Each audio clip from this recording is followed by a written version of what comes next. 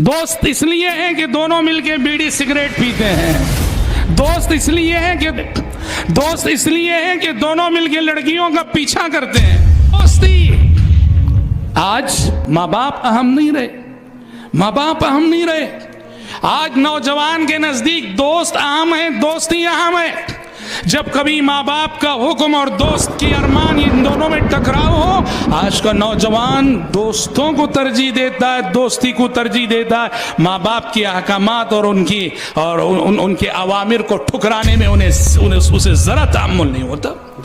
याद रखिए मेरे नौजवान साथियों, वो दोस्त जो आपको क्लबों की तरफ ले जाता है, वो दोस्त जो आपको नमाजों से गाफिल करता है, वो दोस्त जिसके साथ बैठ के आप गाने सुना करते हैं, वो दोस्त जिसके साथ बैठ के आप फिल्में देखा करते हैं, भले से आप उसे अपनी जिंदगी का सबसे करीबी शख्स और अपना जिगरी दोस्त मानते हो, अल्लाह की कसम कहता हूं वो दोस्त नहीं, वो आपका दुनिया और आखिरत का सबसे बड़ा दुश्मन है।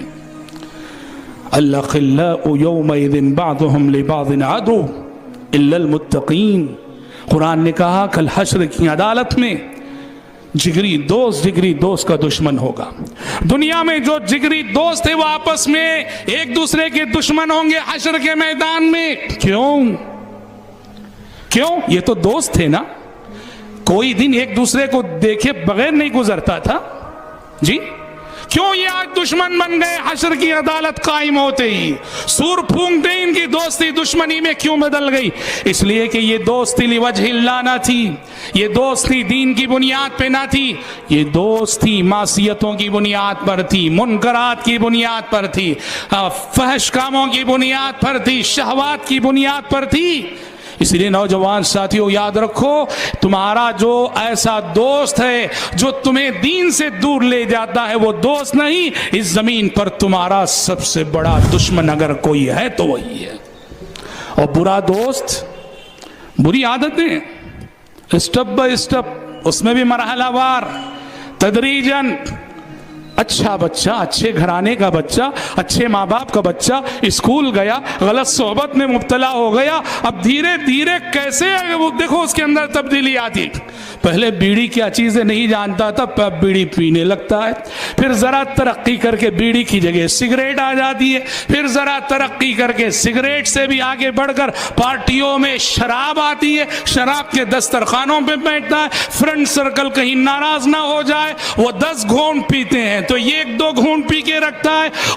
और जब तरक्की होती है तो शराब से आगे बढ़कर मामला ड्रग्स तक जा पहुंचता है, और ड्रग्स की लत में जब मुब्तला होता है, अल्लाह अल्लाह, पूरी खानदान की आबरू को नीलाम कर बैठता है। जिस इज्जत को इसके आबा व अजदाद ने 100-200 साल से कमा रखा था, पूरा शहर गवाही दे रहा है, वो खानदान, वो बड़े लोग, वो अखलाक वाले लोग। और आज सुनने को मिलता है उसी खानदान का एक फर्द ड्रग्स की लत में मुब्तला होकर आज वो किसी का मर्डर कर रहा है, किसी का हाफ मर्डर कर रहा है, कहीं चुरा रहा है, कहीं पुलिस के हाथों पकड़ा जा रहा है, गिरफ्तार हो रहा है, कभी मीडिया की जीनत बन रहा है चोर की हैसियत से, कभी उसके सिलसिले में अखबारात में मनफी खबरें आ रही हैं।